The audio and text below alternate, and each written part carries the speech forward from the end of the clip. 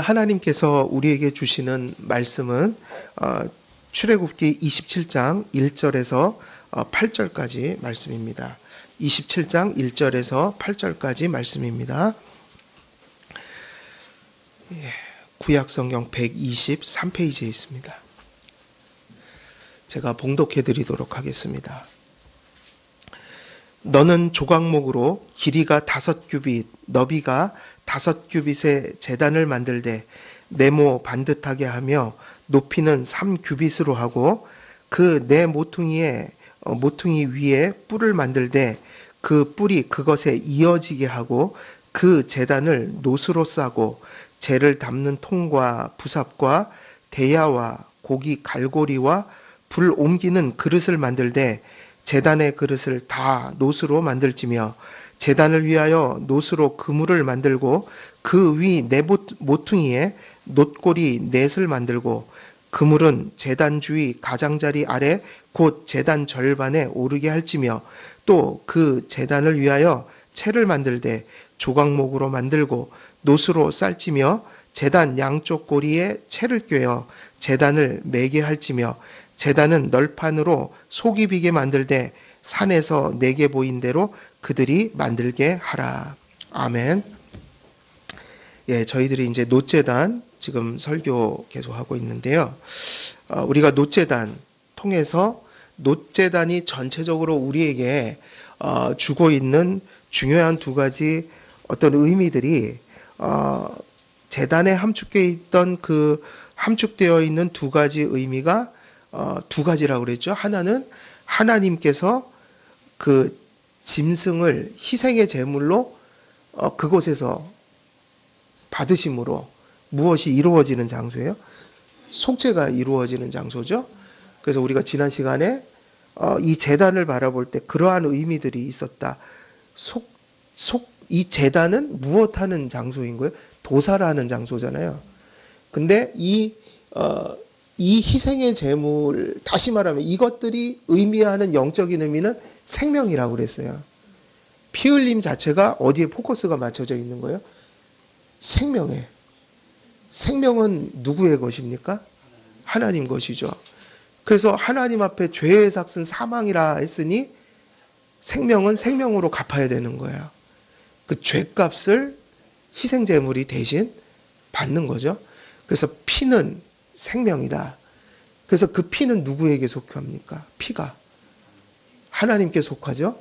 그래서 이스라엘 백성들은 짐승을 식용할 때도 함부로 피를 흘릴 수가 없었던 거예요.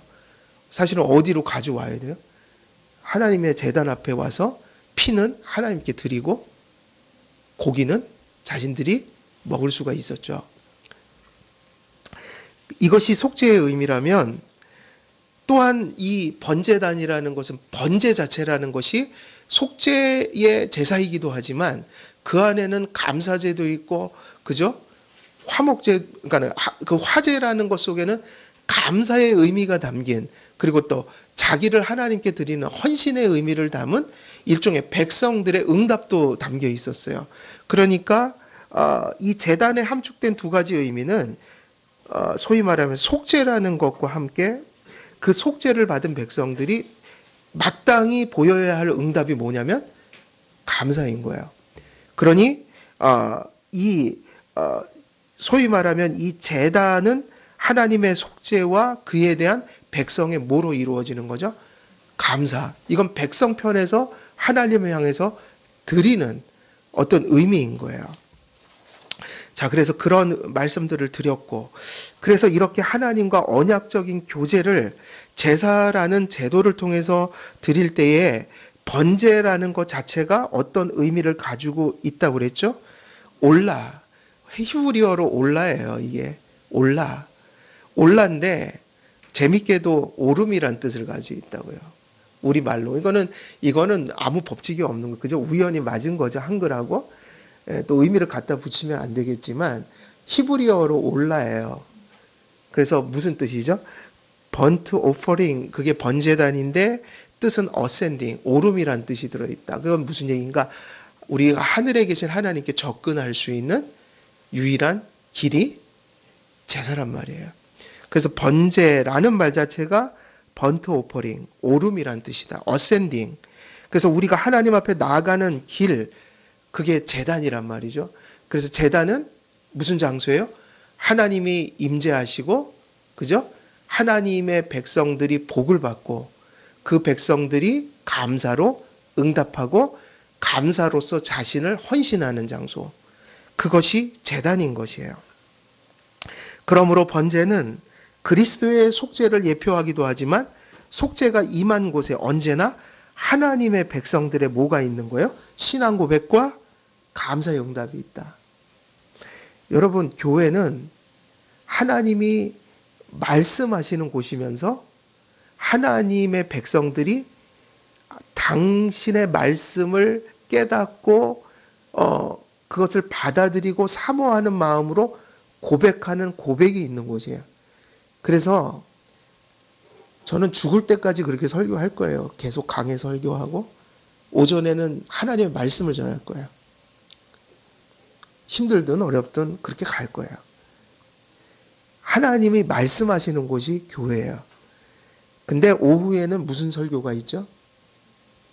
오후에는 신앙 고백을 강설해요. 우리 개혁주의만이 아니라 루터교도 마찬가지고 참된 교회는 언제나 신앙 고백이 있었어요. 무슨 얘기냐면 교리서들이 있다. 그래서 요리문답이나 뭐 신앙 고백이다, 소위 그러한 것들이 무엇을 의미하는가? 교리는 하나님이 우리에게 말씀하신 성경이 있잖아요. 그 성경을 성령님의 조명으로 깨달아 우리의 말로 고백하는 거죠. 이해되시나요? 그래서 성경은 오전에 강설을 하는 것은 하나님이 우리에게 말씀을 하시는 의미를 담고 있다면 오후에 신앙 고백을 설교하는 것은 우리가 그 말씀을 어떻게 이해하고 하나님 앞에 고백해야 할지. 그러니까 그것은 우리의 말로 하나님의 말씀을 고백하는 거라고요. 그래서 오후에는 개혁교회들이 칼빈도 그랬고 많은 개혁교회들의 전통이에요. 지금도 그 유럽에 있는 개혁교회들은 그렇게 오전에 강설을 하고 오후에 신앙 고백을 또 강설을 해요. 하나님 말씀을 주셨으니 당연히 우리의 고백이 있어야 되잖아요. 이 두 가지가 예배를 이루는 거라고요. 그래서 하나님은 우리에게 말씀하시고 우리는 신앙을 고백드립니다. 그리고 그 신앙 고백은 무엇이 함께 해야 돼요? 하나님을 향한 감사의 응답이어야 되죠. 그게 우리의 삶인 거예요. 진리적인 차원에서는 신앙 고백이 있고 신앙 고백은 우리의 감사의 생활로 입증돼야 되는 거죠. 그죠? 번제는 속죄의 의미도 있지만 속죄를 받은 백성들에게는 속죄에 대한 감사이며 그러한 감사로 인한 하나님의 백성의 자기 헌신이기도 하다. 그러므로 그리스도께서는 우리를 대속하기 위해 희생 제물이 되셨지만 그를 믿는 성도들은 감사의 의미로 하나님께 무엇이 되어야 할까요? 우리가 하나님 앞에 제물이 돼야 된다. 그래서 항상 이거를 우리가 잘 구분해야 되죠. 그러니까 예수님이 제사장적 직분을 가졌다는 것은 감히 우리가 그걸 흉내낼 수 없는 거예요. 그건 독특한 그리스도의 직분이에요. 그 주님이 제사장이라는 것은 무슨 사역을 감당한다는 의미예요? 속죄를 감당한다. 십자가에 죽어서 죄를 속할 수 있는 건 예수님밖에 없다고요. 그러니까 우리가 제사장이 만인 제사장이 됐다는 건 우리가 감히 예수님의 일을 한다는 게 아니라 제사장들의 두 가지 행위가 있었잖아요. 속죄를 이루는 것은 예수님을 예표하는 것이고 또 하나님께 감사를 드리는 주체기도 했단 말이에요. 백성을 대신해서. 그러니까 우리의 제사장직은 감사의 삶인 거죠. 헌신의 삶인 거죠. 이해되시죠? 그래서 사도 바울이 로마서 12장 1절에서 이렇게 고백했죠. 그러므로 형제들아 내가 하나님의 모든 자비하심으로 너희를 권하노니 너희 몸을 하나님이 기뻐하시는 뭐로 드리라? 거룩한 산제물이요. 여러분은 죽은 제물이 아니고 구약처럼 짐승을 갖다 바치는 게 아니라고요. 무엇을 바쳐야 돼요? 사실은 여러분 자신인 거야. 이는 너희가 드릴 영적 예배인이라. 그래서 예배의 순서에는 헌상이나 봉헌이라는 게 있는데 그거는 물질을 드리긴 하지만 사실은 그 물질을 드리는 것 속에는 뭐가 들어있어야 되는 거예요? 물질 자체가 아니라 그건 우리의 일부를 통해서 우리 전부를 드린다는 상징이거든요. 이해되시죠? 그러니까 우리가 없으면 봉헌이 될 수가 없는 거예요. 그건 상징이라고요. 우리의 귀한 소유의 일부를 떼서 드리잖아요. 그죠?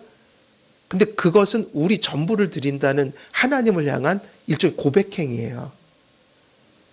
그러니까 우리를 드리지 않으면서 그냥 일부의 물질을 드린다면 그거는 진정한 봉헌이나 헌상이 아닌 거예요.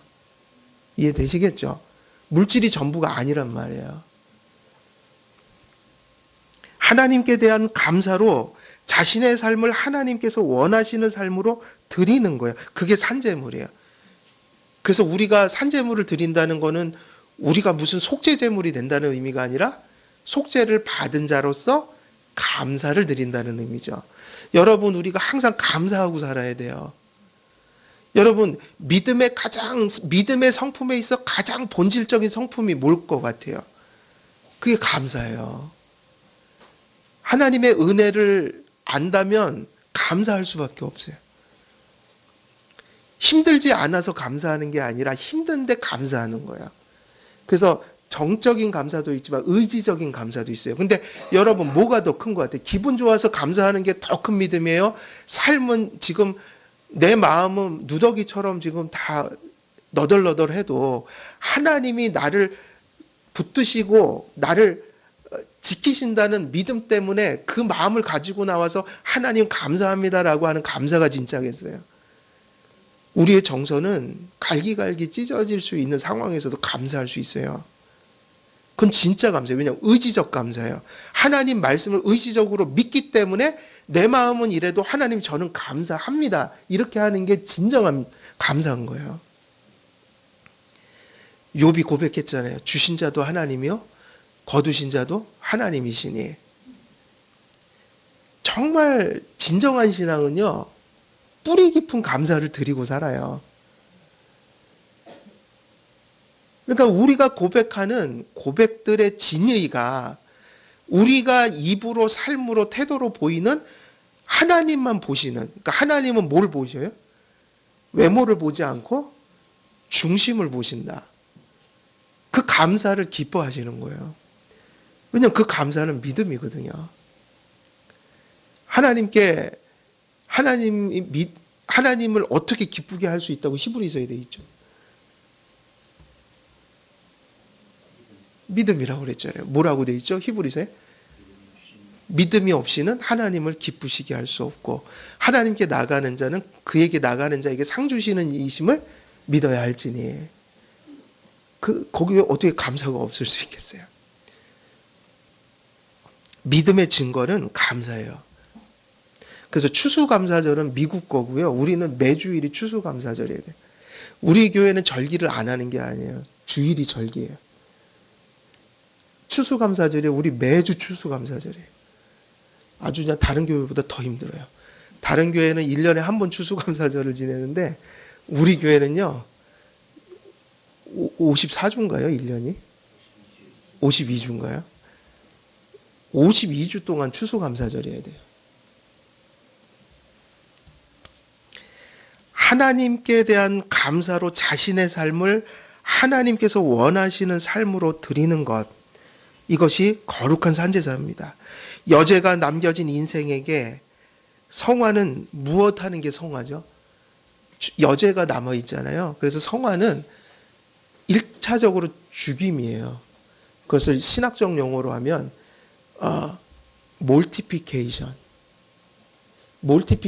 몰티피케이션이라는 건 영어로 죽임이란 뜻이에요. 죽는다.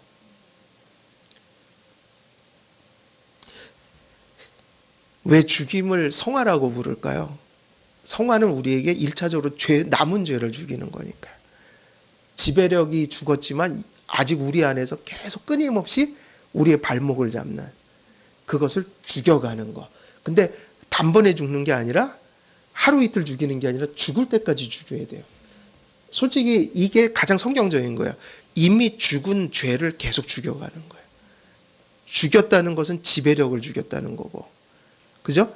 지배력이 죽었으나 아직 꿈틀대는 죄를 죽여가는 거예요. 그래서 날마다 회개해야 됩니다, 저희들은. 그래서 루터도 칼빈도 날마다의 순간순간의 회개가 성화다 그렇게 가르쳤어요. 1차적으로. 근데 죄를 죽이면 뭐가 나올까요? 당연히 죄를 죽일 때 우리는 생명을 경험하죠. 매일매일의 죽임과 삶을 경험해요. 아, 오늘도 또 성화됐구나. 어제보다 조금 더 나은 삶을 살고 있구나. 어제 알지 못하던 걸 또 오늘 깨달았구나. 어제는 그것을 못 고쳤는데 오늘은 고쳤구나. 근데 완전할 수 있어요, 없어요? 없어요. 그래서 우리는요, 날마다 이런 스펙터클한 삶을 살아가요. 무슨 삶? 날마다 죽고 또 사는. 사도 바울이 날마다 어떻게 한다고 그랬죠? 날마다 내가 죽노라. 여러분, 사도 바울도 날마다 죽일 게 있다고 그렇게 고백하니 우리는 얼마나 죽여야 될까요? 그래서 이게 너무 중요해요. 우리가 부족하다는 걸 알고 살아가는 게 너무 큰 믿음이에요. 되었다고 생각하고 내가 섰다고 생각하면 넘어질까? 조심해야 돼요. 왜냐하면 진리가 뭐냐면 우리는 안 됐어요, 아직. 다 된 사람들이 아니에요. 맞습니까? 틀립니까? 여기 설교하고 있는 저부터 다 된 자가 아니에요. 아직 덜 돼 먹었어요. 그래서 맨날 죽여야 돼요, 저도. 사도 바울도 날마다 죽노라 그랬는데 우리가 무슨 수로 하루하루 죽을 생각을 안 하고 살 수 있겠어요? 죽여야 합니다, 우리를. 왜냐하면 못된 게 가득 차 있어요. 근데 그 삶을 살면 살아요. 또 매일매일 살림을 경험해요. 오늘도 또 그만큼 회개하고 또 새로운 마음을 갖게 되고. 근데 재밌다고요, 그러면. 하나님을 향해서는 죽고, 아니 큰일 나네. 죄에 대해서는 죽고, 누구에 대해서는 살아요? 의에 대해서, 하나님에 대해서는 사는 삶. 그게 매일매일 있다니까요. 오늘도 뭔가 실수했다가도 하나님, 또 실수했네요. 잘못했습니다, 하나님. 그러면요, 또 마음이 바뀌어요. 또 그런 회개하는 자기 성찰이 있어갖고 그 성찰이 있어서 그 다음에 내 삶이 조금 더 조신해지고 성숙해지고 그래요. 삶 속에 자기를 돌아보지 않고 회개가 없는 사람들은 발전이 없는 거예요. 자기가 뭐 됐다고 생각하고 사는 사람들에게는 진짜로 영적인 발전이 없는 거예요. 매일매일 죽일 게 있고 살 게 있다는 게 하나님 말씀인데 자기가 다 됐다고 생각해서 죽이지 않는 삶은 얼마나 살 수 없는 삶이 되겠냔 말이에요. 하나님 앞에. 그게 피곤한 것 같아도 그렇게 피곤하진 않아요. 왜냐하면 누구의 용서가 날마다 함께하기 때문이에요. 하나님의 용서가 그렇게 사는 자에게 날마다 함께하셔요. 그래서 그 삶이 고단한 것 같지만 또 날마다 기쁨도 있어요. 자라가는 재미가 있어요. 여러분, 우리가 자꾸 퇴보하는 절망을 경험해서는 안 돼요. 새로운 피조물이잖아요. 부족하긴 하지만, 불완전하긴 하지만 퇴보하는 과정에 있는 게 아니라 어떤 과정에 있는 거예요? 진보하는 과정에 있어야죠. 그게 무슨 삶입니까? 날마다 죽고 또 하나님에 대해서 살고, 그게 산 제물로 살아가는 인생의 모습인 거예요. 그리스도께서 십자가 죽음을 통해 부활하셨듯 성도들은 하나님께 대한 감사로 죄악된 자아를 죽일 때 부활의 생명이 자라가고 그 생명을 경험하게 됩니다. 죽임이 있을 때 무엇이 있다는 거예요? 살림이 있다. 죽임이 뭐라고 그랬죠? 몰티피케이션. 근데 살림은 뭐겠어요? 비비피케이션이에요. 비비피케이션. 이렇게 자아를 죽이는 일은 우리 자신의 능으로는 힘으로는 되는 것이 아니다. 이게 중요하죠. 그래서 이건 신앙이에요. 성화는 은혜고 신앙이에요. 왜냐하면 자연적인 육신적인 도덕성으로 되는 게 아니다. 그러면 어떻게 하는 게 죽이고 살리는 방법이 될까요? 근원이 될까요? 우리는 우리 자아를 스스로 죽일 수 있다고 생각하세요? 없다고 생각하세요? 아까 얘기했던 그거 죽이고 싶은 그게 있잖아요. 그걸 우리가 스스로 죽일 수 있다고 생각하세요? 없다고 생각하세요? 그건 절대로 우리가 죽일 수 없어요. 그건 무슨 얘기냐면 그리스도와 연합해야만 되는 거예요. 그러니까 우리의 죽음은 사실 누구의 죽음이 우리에게 적용된 거예요? 예수님의 죽음이. 우리 안에서 나타나는 성화의 생명은 누구의 부활이 우리에게 적용된 거예요? 그리스도의. 이건 신비인데 우리가 그리스도의 죽음에 참여해야 돼요. 이해되시죠? 우리는 우리의 힘으로 죽이는 게 아니라 그리스도의 죽음으로 그걸 죽일 수 있다고요. 그래서 로마서 6장에는 그리스도와 함께 합하여 죽고 그리스도와 함께 합하여 산다고 그랬어요. 그래서 길은 하나밖에 없어요. 그리스도를 바라볼 때 죽어요. 여러분, 그 예전에 아이들이 가끔은 잠자다가 이불에다가 쉬를 해갖고 어머니들이 어디다 갖다 말려요. 볕에다 갖다 말려요. 왜 그런지 아세요? 소독하려고 거기다 하는 거예요. 그 광선이요, 세균을 죽이는 그 힘이 있잖아요. 광선이 비춰져서 태양빛이 독소를 죽이는 거예요. 세균을. 우리의 힘으로 되는 게 아니라 그리스도의 빛이 비쳐야 된다. 그리스도를 바라봐야 된다. 예수님이 우리 안에 살아주셔야 돼요. 여러분, 죄의 지배력이 죽었다고 하지만 그게 있어서 우리는 선을 추구하고 회개도 하고 죄와 투쟁도 하는 거 아니겠습니까? 근데 그게 어떻게 가능하냐면 예수님이 우리와 함께 하셨기 때문에 가능한 거예요. 그러니까 죄를 죽이는 것은 도덕성으로 하는 게 아니라 누구를 믿고 바라봄으로 하는 거예요. 그래서 그 믿음으로 가야 되는 거예요. 도덕으로 가면 안 되고요. 로마서 6장 8절에서 이렇게 말씀하시죠. 그리스도 예수의 사람들은 육체와 함께 그 정욕과 탐심을 어디에 못 박았다고 해요? 십자가에 못 박았느니라. 만일 우리가 그리스도와 함께 죽었으면, 그래서 죽는 길은 하나밖에 없어요. 그리스도 안에 들어가는 길밖에 없어요. 그래서 그리스도와 함께 죽었으면 또한 그와 함께 살 줄을 믿노니. 그러니까 그게 무슨 얘기냐면, 이게 어려운 얘기지만 그런 성도들은 이런 삶으로 나타나는 거죠. 오늘도 부족함을 하나님 말씀을 통해 알고, 하나님 잘못했습니다. 참 제가 하나님 앞에 큰 죄인입니다. 근데 예수님의 피밖에는 이걸 씻을 수 없는 걸 알아서 하나님 앞에 이 죄인이, 무능한 이 죄인이 용서해 주시고 이 마음 좀 바꿔달라고 또 주님께 기도합니다. 주님께 그런 능력이 있음을 믿습니다. 이러고 살아가는 삶이죠. 그게 지금 로마서에서 말씀하시는 그걸 얘기하는 거예요. 실체는 너무 신비해서 설명할 수가 없어요, 우리가. 예수님과의 연합을 무슨 수로 말로 표현할 수 있겠어요? 예수님이 내 안에, 내가 예수님 안에, 그걸 어떻게 말로 설명을 해요? 그거는 믿고 믿음의 눈이 열려야 알고, 그거는 경험할 수는 있으나 설명할 수는 없는 거예요. 각자가 다 그걸 받아야 돼요.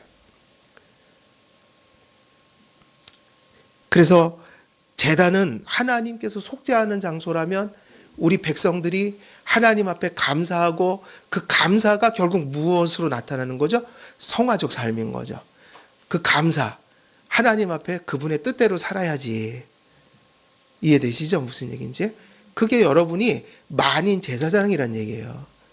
그 삶을 중보자 되신 그리스도 안에서 누구든지 믿기만 하면 이룰 수가 있다. 그 다음에 이제 우리는 또 다음 또 내용들을 살펴보게 됩니다. 이제 구조를 좀 살펴봐야겠어요. 이 제단의 구조는 어떻게 돼 있죠? 가로 길이가 몇 규빗이에요? 네? 5규빗이죠. 그래갖고 뭐 대충 여러분이 말씀드렸던 것처럼 어른의 이 손끝에서 팔뚝 여기까지니까 40cm 정도 되는데 대충 보면 5, 4, 20, 뭐 20, 그죠? 그럼 2m.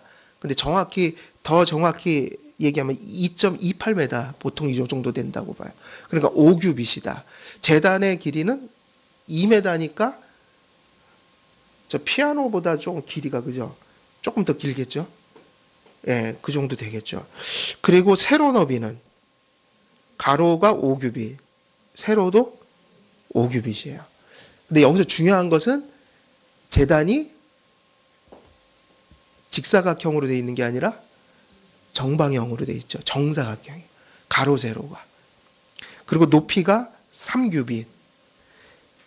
근데 주석가들이 이 정방형에 대해서는 많이들 얘기를 하고 있어요.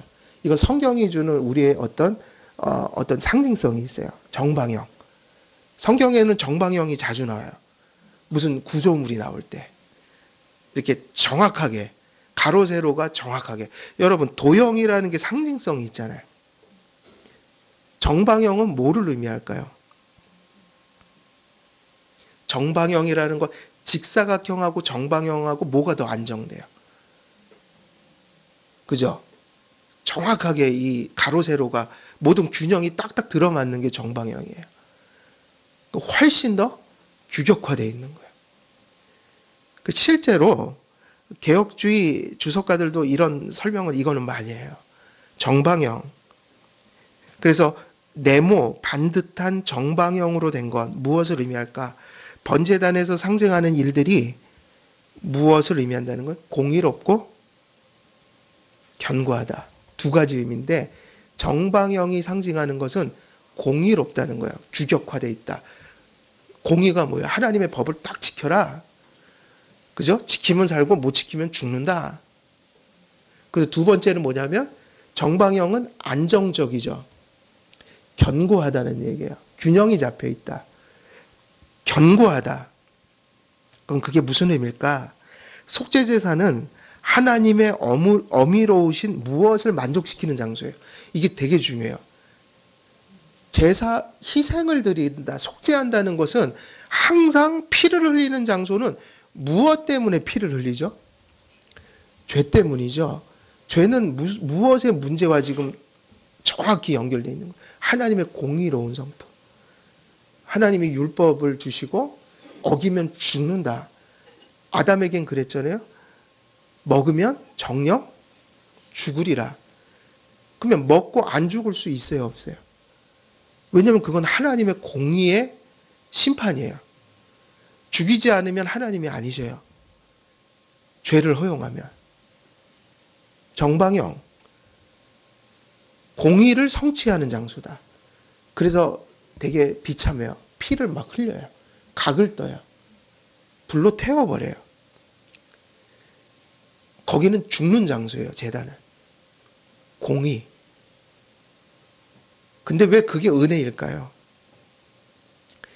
죄를 지은 당사자가 죽는 게 아니라 무엇인가가 희생을 당하거든요. 그래서 여러분 십자가는 사랑만 전하는 게 아니라 그걸 정말 가장 많이 계시하는 장소가 십자가예요. 죄 지면 죽는다. 그걸 누가 가르쳐 주세요? 예수님이 죽으셨잖아요. 우리는 그렇게 십자가를 바라봐야 된다고. 주님 때문에 주님이 저렇게 고통당하셨구나. 누구 때문에? 주님 때문이 아니라 나 때문에. 예수님의 은혜를 공으로 보지 마시라는 거예요. 우리가 값없이 받는 건 맞는데 우리가 구원받는 값없는 그 구원이 엄청난 대가를 치러서 온 거예요. 그래서 예수님의 그 처절한 육신적, 정신적, 영적 고통을 바라보면서 우리는 우리 죄악이 저렇게 무서운 거구나라는 걸 깨달아야 돼요. 내가 저 십자가에 걸려 죽었어야 되는데 그러면서 사랑으로 전환되는 거예요. 하나님의 공의를, 그 고통스러운 길을 예수님이 만족시키셨구나. 십자가에서 형벌당하시고 온 일생 동안 하나님의 율법을 우리 대신 철저히 지키시느라 얼마나 고단하셨을까, 그분의 삶이. 우리는 우리의 욕구대로 사는데 주님은 우리를 위해서 당신의 모든 것을 늘 희생하면서 사셨다. 그 공의를 만족시키는 길은 너무나 처절해서 이 땅에서 육신을 가지고 태어난 그 어떤 사람도 감히 그것을 만족시킬 수 없었다. 진정한 재물이 사실 존재하지 않았다. 근데 누가, 예수님께서 십자가에서 그렇게 엘리 엘리 라바 사박다니, 하나님께 처절히 정죄받고 형벌받으신 것은 나의 죄악이 저렇게 깊고 깊은 것이구나. 그래서 십자가의 그 은혜를 받고 사랑을 깨달으면, 내 십자가의 은혜로 구원받았으니까 이제 막 살아도 되지 하는 생각이 드는 게 아니라, 너무나도 공의로운 그 공의의 처참함을, 그죠? 공의의 대가를 치르는 것에 대한 처참함을 십자가에서 보았고, 예수님이 나 대신 그러한 큰 고통을 당했기 때문에 다시는 저런 죄를 지어서 나 때문에 저렇게 고통당하고 죽으신 예수님의 마음을 슬프게 해드리는 일은 하지 말아야지. 비록 그것을 오늘 또 저지를지라도 또 회개하고. 그래서 칼빈은 그걸 그렇게 표현했다고요. 은혜가 죄를 짓게 하는, 합리화하는 도구가 아니라 진정한 공의와 사랑을 십자가에서 깨달았다면, 그러니까 은혜를 잘못된 방향에서 받는 게 아니라 바른 방향으로 받았다면 그 사람들의 가슴 속에 이런 마음이 있다는 거예요. 죄를 지을 수밖에 없는 연약함을 가지고 있지만 정말 죽어도 주님을 슬프게 하는 일을 하고 싶지 않다. 그게 있다는 거예요, 마음속에. 그게 정상이라는 거예요.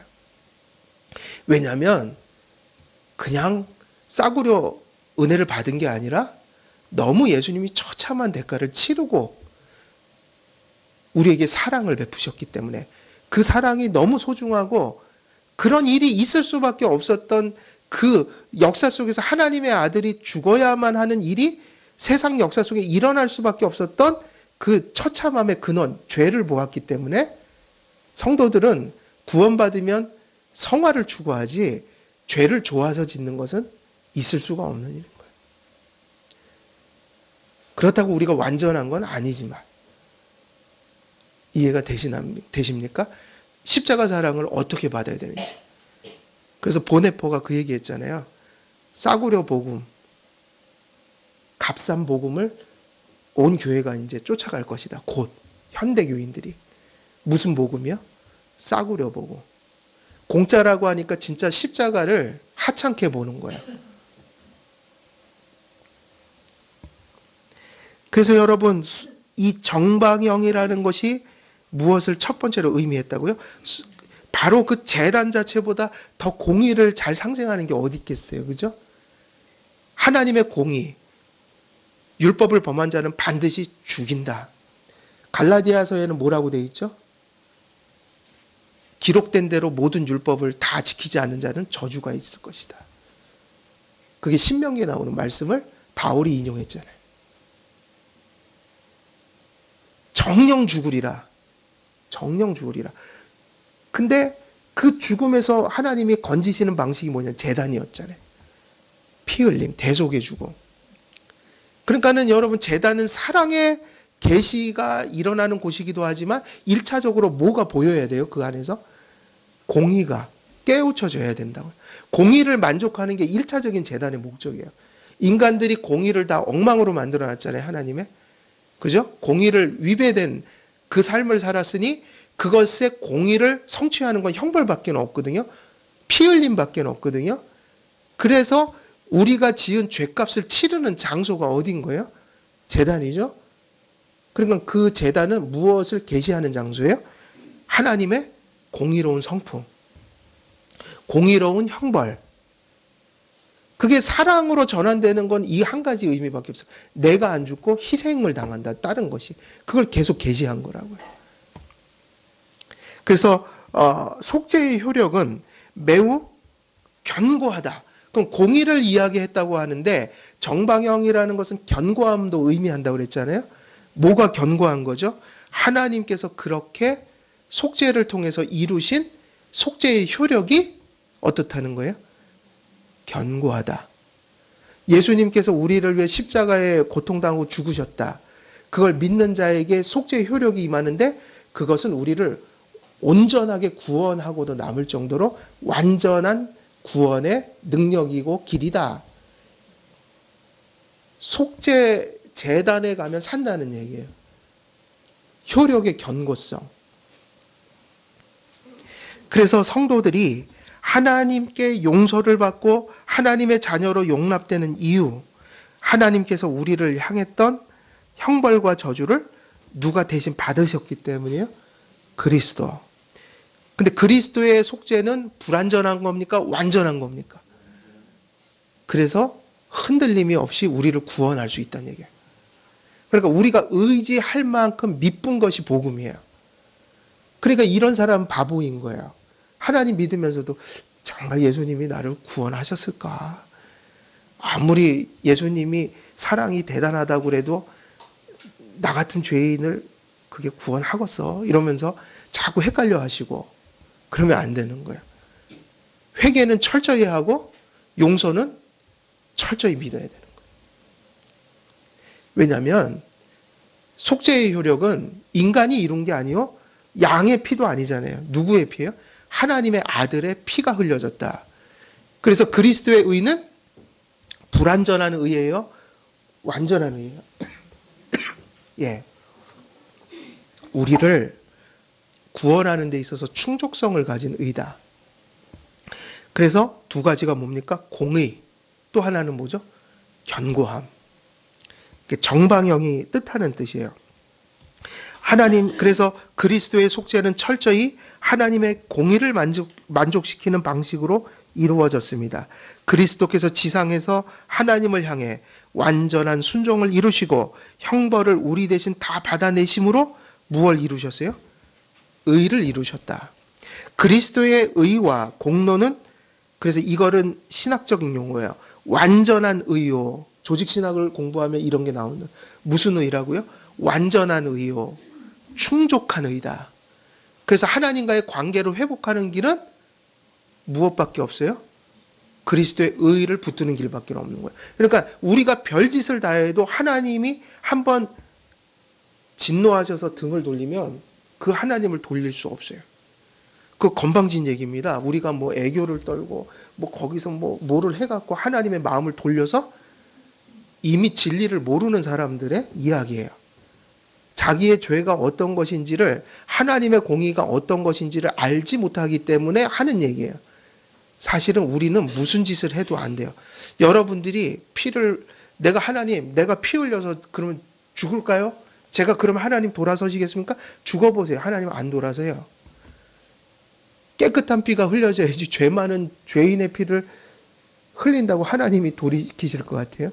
우리 피를 흘려봤자 더러운 죄인의 피일 뿐이에요. 그래서 그런 거 하면 안 돼요. 우리가 우리 피를 가지고 세상을 바꾼다? 우리 피 흘림으로 되는 게 아니다. 그리스도의 의를 전가받은 자만이 확실한 용서와 하나님과의 화목의 관계를 가질 수 있다. 그리스도께서 하나님의 공의를 만족시키심으로 얻으신 의는 우리를 구원하는 데 충족하고 완전한 의가 됩니다. 그러면 예수님을 믿는다면 그 예수님의 의가 전가되기 때문에 우리는 하나님과의 관계를 확신해도 되겠어요? 안 되겠어요? 되겠죠? 왜냐하면 그 의가 너무나 완전한 것이기 때문에. 그래서 우리가 자유한 양심을 가질 수 있게 되는 거예요. 사죄의 은총을 확신할 수 있기 때문에. 그 그리스도의 의의 토대에서만 누가 오실 수 있는 거예요? 우리 가슴 속에? 성령님이. 여러분, 성령님은 성령을 영어로 얘기하면 무슨 용어가 돼요? 홀리 스피릿이잖아요. 홀리 스피릿. 거룩한 영이세요. 우리같이 더러운 인간들에게 오실 수 없어요. 성령 받는 거. 여러분, 성령 받으면요, 그리스도의 피의 원인이 있는 거예요.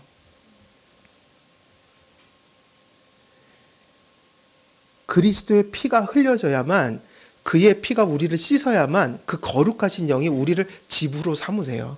성전으로. 그리스도의 보혈이 없이는 성령님이 임할 수가 없어요. 그래서 우리를 용서하시는 능력, 우리에게 성령님이 임하셔서 거듭나게 하시고 새로운 삶을 살아가게 하시는 그 새 생명의 능력, 그것은 그래서 그리스도의 보혈의 능력이라고 찬송을 부르는 거야. 성경에도 두 가지가 나와 있고 우리가 찬송가 부를 때 가끔 보혈의 찬송 나오잖아요. 내용은 그렇게 요약이 돼요. 용서하는 능력, 그리고 우리를 깨끗하게 만드는 능력. 성령님의 내주가 있기 때문에. 그래서 그의 피는 용서하는 피다. 우리를 새롭게 만드는 피다. 이게 우리가 하나님의 자녀된 두 가지 표징이란 말이에요. 정방형의 제단은 속이 비어 있었고 나르기에는 무겁지 않았다. 그러니까 제단이라는 것이 이런 의미를 담고 있다. 그래서 그 모양으로 보면 정방형이어서 공의를 가리키고 속죄의 견고함을 가리킨다. 그러면 이제 모양새가 나오잖아요. 정방형의 상자가 이렇게 있는 거예요. 그죠? 근데 그것은 위아래가 어떻게 돼 있을까요? 뚫려 있어서 그냥 이렇게 통으로 돼 있어요. 그래서 왜 그렇게 만들었을까요? 왜 그렇게? 무겁지 않게 운반해야 되니까요. 예. 그리고 놋재단에 지붕이 없었기 때문에 평상시에는 어떻게 했겠어요? 거기다가 돌과 흙과 자갈 같은 것을 깔아놓고 거기다가 이제 이렇게 채 같은 걸 놓고 이제 썼겠죠. 근데 어찌됐든 이렇게 통으로 돼 있었다. 그 다음에 이제 다음에 나오는 구조물이 뭐예요? 그 다음에 나오는 거는 이제 내 모퉁이에 있는 뿔이죠. 이 뿔도 상징하는 바가 구약이나 신약 성경을 읽으면 다른 어떤 부분보다 훨씬 더 명확하게 나와요. 뿔은. 이건 너무 중요하고 너무 명시적으로도 많이 언급이 되어 있어요. 뿔은. 자, 뿔을 한번 볼까요? 제단에 내 모퉁이에다가 뭐를 달라고 그랬죠? 근데 그 뿔은 따로 만들어서 붙이는 게 아니라 어떻게 된 뿔일까요? 제단과 일체형으로 만든 거예요. 일체형으로. 그래서 이런 이미지가 있어요. 마치 내 모퉁이 제단에서 뭐가 이렇게 자라 나온 것처럼 만들어 놓은 거예요. 제단에서 이렇게 자라 나온 것처럼 뿔을 만들어 놓은 거라고요. 근데 이 뿔이 하는 기능은 너무 중요한 거예요. 성경에서.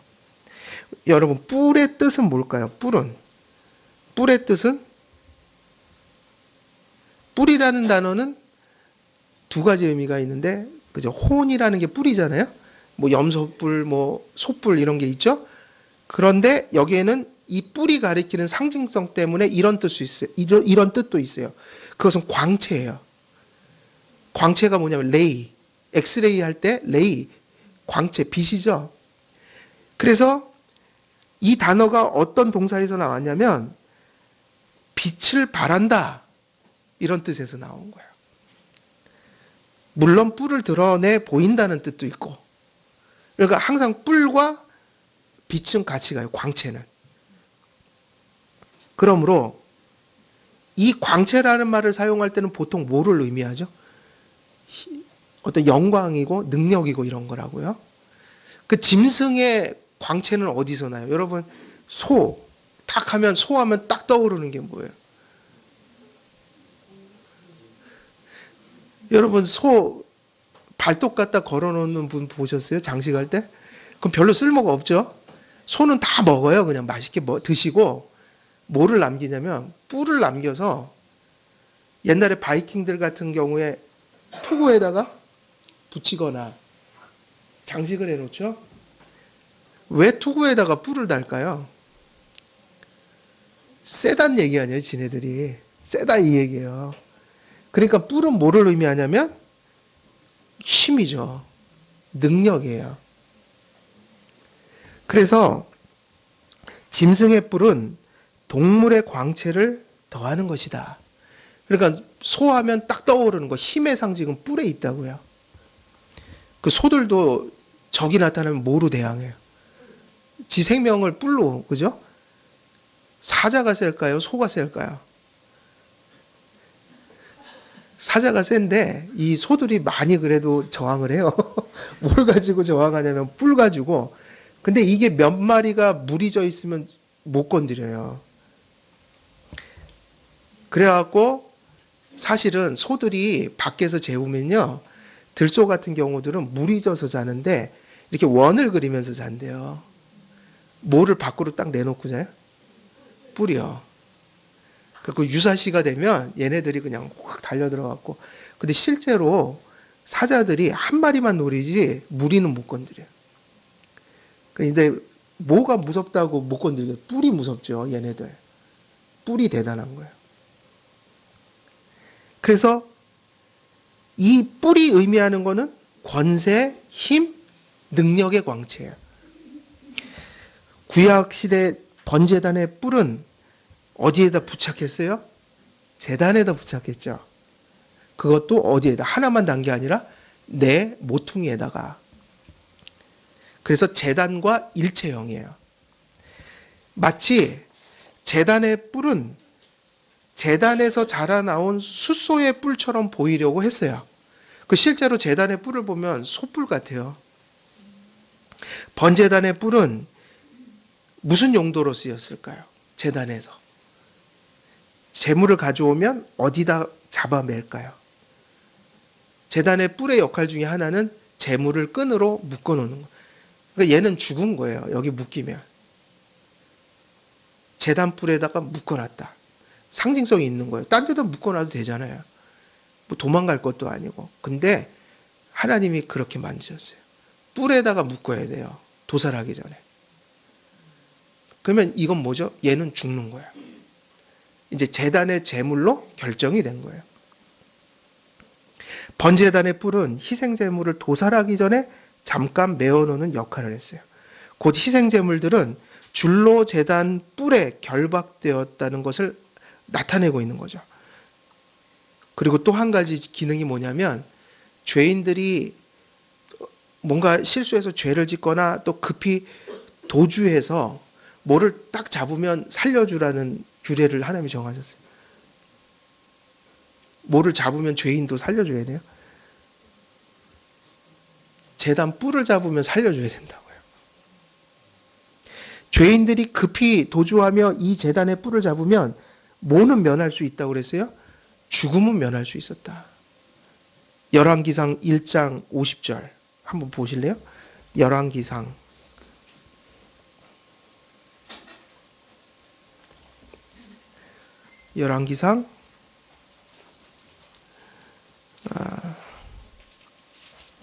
1장 50절. 자, 거기 한번 읽어보실래요? 시작.